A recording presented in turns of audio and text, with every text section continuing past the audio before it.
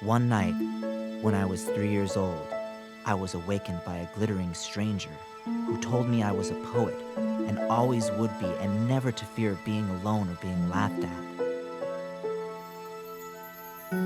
That was my first meeting with my angel. He said I could call him Hermie, and he offered me 3 gifts he said would come in handy: intuition, articulation, and merriment. Poets, he explained, believe in the unbelievable, worship wonder, celebrate life. If I followed the game sharply enough, I could be a useful spokesman for big joy. James will continually be rediscovered as this kind of golden secret of West Coast bohemia. He was an outsider's outsider, under the underground. James Broughton was a trickster. He had a way of getting at the serious by focusing on the silly. And that's very seductive because it creeps up on you.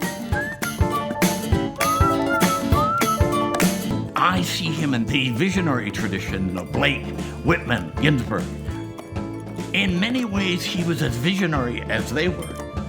But where Whitman alludes to the pleasures of the flesh, James was somebody who lived it. I have the God in my mouth.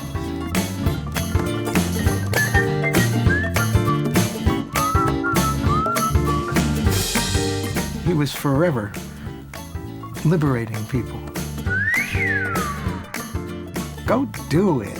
Make your own kind of mess. Don't make the kind of mess somebody else has made. Follow your weird, do your odd thing. When in doubt, twirl.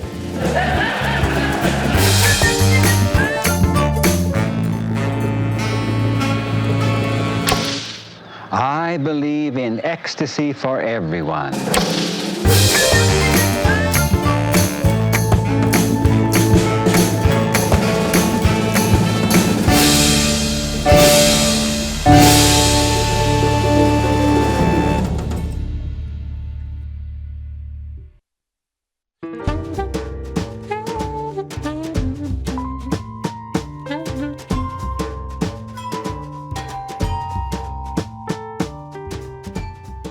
Here in San Francisco, after the war, there was an incredible creative explosion. Art was boiling over. Suddenly, everybody who hadn't been able to take time off to paint and to make music and poetry and dance could drop their uniformities and take up free play again. We were free. It was marvelous. I know for myself, it meant a time for song and love, and for me, also a return to my childhood, because I grew up here. It was exciting. It's always exciting when you're breaking ground and you're feeling that this is something new and it's fresh and it's invigorating, and weren't much thinking about whether it was acceptable or not. We just did it because that's what we wanted to do. For example, in my field, you don't have to dance on the stage. Everything is a stage. I wanted really to be a dancer, but I've discovered that I wasn't light-footed enough to be a really good dancer.